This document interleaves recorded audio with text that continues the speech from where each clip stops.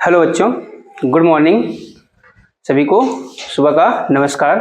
आज हम विज्ञान विषय में पौधों के विभिन्न भागों को पढ़ते हुए इसके आगे बढ़ते हुए आज हम लोग पुष्प के बारे में अध्ययन करेंगे, जो कि जैसा कि इसके पहले हम लोगों ने पढ़ भी लिया है कि पौधे के कौन कौन से भाग होते हैं। जड़, तना, शाखा, पत्ती, फूल, फल, ये सब होते हैं। तो आज मैं पौधे का एक बहुत ही आकर्षक भाग जो पौधे का बहुत ही आकर्षक भाग होता है उसके बारे में बताऊंगा। तो आप लोगों को पता होगा पौधे का सबसे आकर्षक भाग क्या होता है। पौधे का सबसे आकर्षक भाग उसका पुष्प होता है, यानी जिसको हम लोग फूल कहते हैं। तो उसका मैंने एक डायग्राम बनाया है, जिसे आप लोग इसमें व्हाइट बोर्ड पर देखिए, मैंने बनाया है हाथ से। इसको आप लोग ड्रा कर लीजिए और ड्रा करके देखो। इसके साथ साथ चित्र बनाने के साथ साथ मैंने पुष्प के जो विभिन्न भाग हैं उसका भी नॉमेनक्लेचर कर दिया, यानी उनको भी हमने लिख दिया है। तो इसको आप लोग भी नोट कर सकते हैं। तो देखो, एक पुष्प क्या होता है। जैसे सबसे पहले इसमें देखते हैं, एक पुष्प जो होता है पुष्प वृंत से जुड़ा होता है। फिर उसके बाद उसके बाहर बाह्यदल होता है। बाह्यदल यानी जो ग्रीन कलर का होता है। देखिए, ये पौधे में जो पुष्प का जो नीचे का भाग है ये हरे कलर का होता है। हरे कलर का क्यों होता है? क्योंकि इसमें क्लोरोफिल उपस्थित होता है और यह भोजन बनाने का कार्य करता है। देखते हो ना। और यह पुष्प जो होता है पौधे का सबसे आकर्षक और महत्वपूर्ण भाग होता है। अगर किसी पौधे में पुष्प नहीं है तो उसकी जनन क्रिया प्रभावित होती है। ठीक है।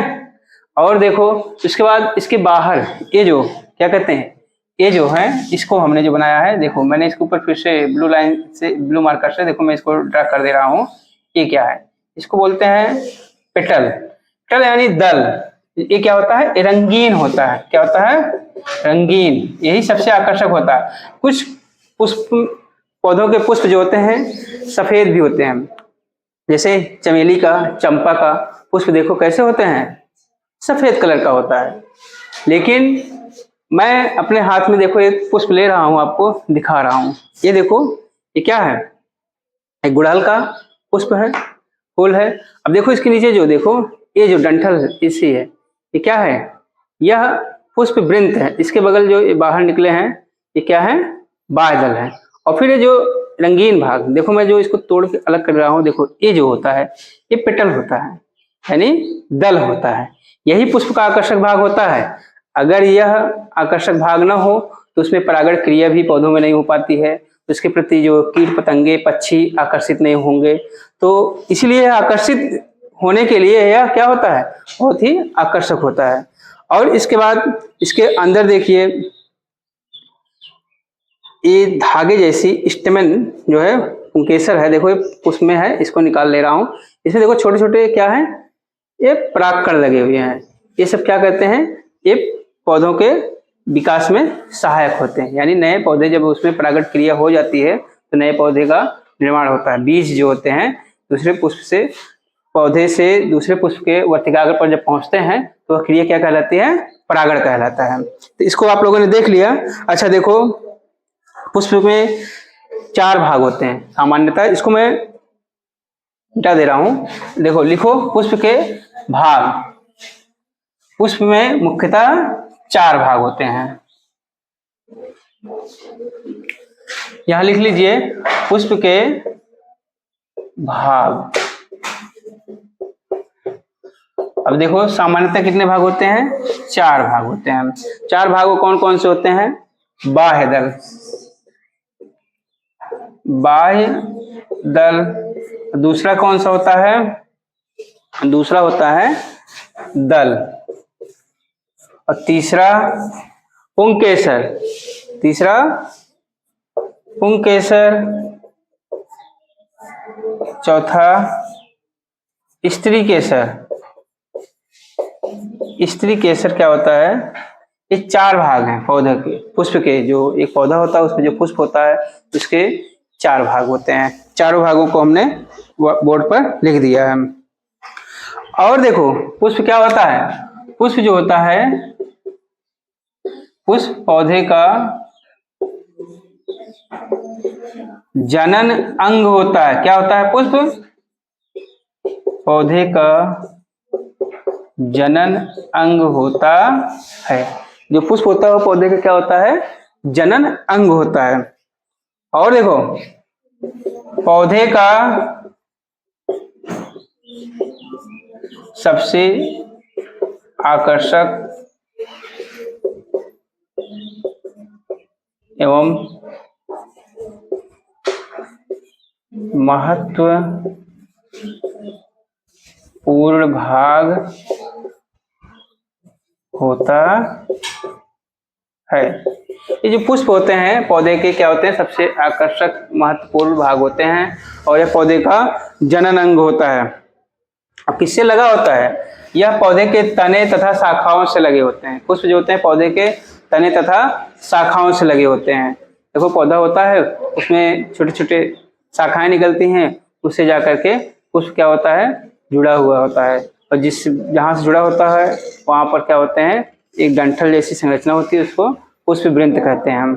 ठीक है। और फिर देखो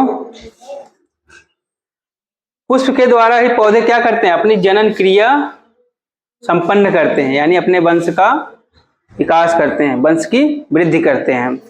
इसको नोट करो। और फिर देखो जब निषेचन होता है, पौधों में निषेचन होता है, निषेचन के पश्चात क्या होता है, अंडाशय क्या होता है, किस में बदल जाता है, फल से फल बन जाता है। अंडाशय से क्या बनता है, फल बनता है। कहते हैं नहीं, अंडाशय के परिपक्व भाग को फल कहते हैं। जो ओवरी होता है मैच्योर होकर के किस में चेंज हो जाता है, फ्रूट्स में, जो हम लोग फल खाते हैं। ये देखो अभी जो हमने पुष्प बनाया था ना, जैसे ऐसे देखो ऐसे बनाया था ना, ऐसे जो ये था, ये अंडाशय था ना, यही जब परिपक्व हो जाता है, यही जब बड़ा हो जाता है तो किस में चेंज हो जाता है, फ्रूट में, फल में बदल जाता है। अंडाशय जो होता है, पुष्प का जो अंडाशय होता है वह किस में बदलता है, फ्रूट्स में, फल में बदल जाता है। और फिर देखो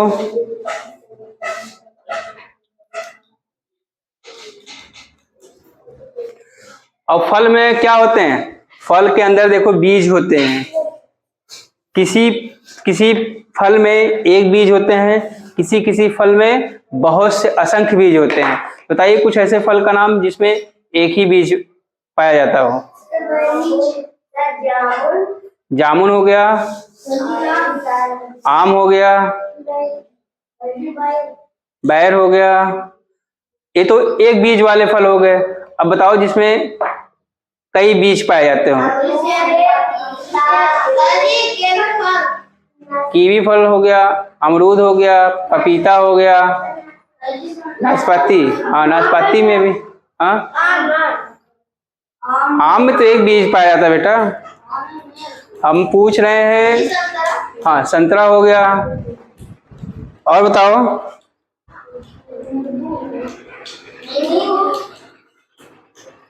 और ये बीज जो होते हैं, जो पौधों में बीज होते हैं, यही अंकुरित होकर के क्या करते हैं, पौधे का निर्माण करते हैं। नन्हे पौधे का क्या करते हैं, निर्माण करते हैं। तो इसको नोट कर लिए, फटाफट नोट करो, फिर आगे हम बढ़ते हैं।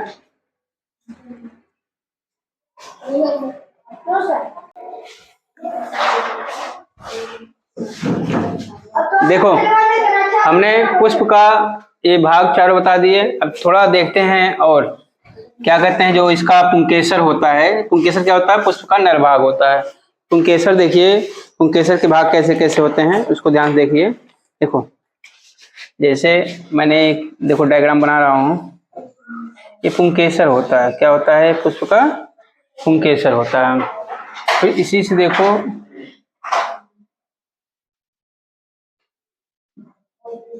इसे चौड़ा सा भाग होता है एक, इसमें देखो इसे पतले पतले में बना दे रहा हूँ 2-3 ठे।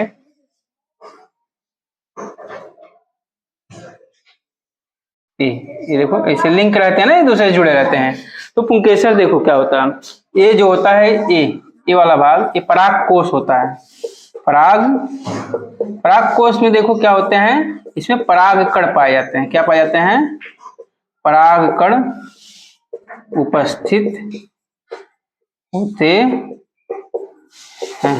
कोई पूछता है पराग कण कहाँ पर उपस्थित होते हैं? तो बताओगे परागकण किसमें होते हैं? परागकोश में होते हैं। ठीक है, और हम नीचे लिख भी दे रहे हैं पुंकेसर के भाग, ये पुंकेसर के भाग हो गए। फिर उसके बाद देखो ये जो फिलामेंट होता है, यानी इसको तंतु बोलते हैं। क्या बोलते हैं इसको? तंतु, इसको फिलामेंट। ये जो है ये क्या है? तंतु। देखो जो पुंकेसर होता है उसमें एक धागे जैसी संरचना होती है, ध्यान दो, दिखा रहे हैं हम तुमको। ये पुंकेसर में देखो धागे जैसी संरचना होती है, देख रहे हो ना? ये इसको मैंने लिया है, देखो एकदम दिख रहा होगा। ये जो धागे जैसी संरचना है क्या है? ये तंतु है। इसके बगल में देखो लगे हैं परागकोश हैं सब। परागकोश के अंदर क्या होते हैं? पराग कण पाए जाते हैं। देखो मेरे जो गुड़हल का पुष्प है, देखो इसमें ये वाला, देखो इसको हटा करके अगर हम देखते हैं, देखो यहाँ इसे लगे हैं। और भी अगर हम इसको और अलग से छील देते हैं पुष्प को, देखते हैं इसमें स्टिग्मा, स्टाइल, ओवरी, जो स्त्री केसर होती है इसमें देखो ये वाले देख लो, इसमें यहाँ नीचे ओवरी होता है, ये स्टाइल होता है। स्टिग्मा, स्टाइल, ओवरी, पहले स्टिग्मा रहेगा, स्टाइल रहेगा, ओवरी रहेगा, ये उसके स्त्री केसर भाग हैं। तो हमने देखा कि परागकोश के अंदर क्या पाए जाते हैं? परागकण पाए जाते हैं। ठीक है, और फिर देख लो एक और बता दे रहे हैं, इसको इतना नोट कर लो। और फिर देखो यहाँ पर देख लो,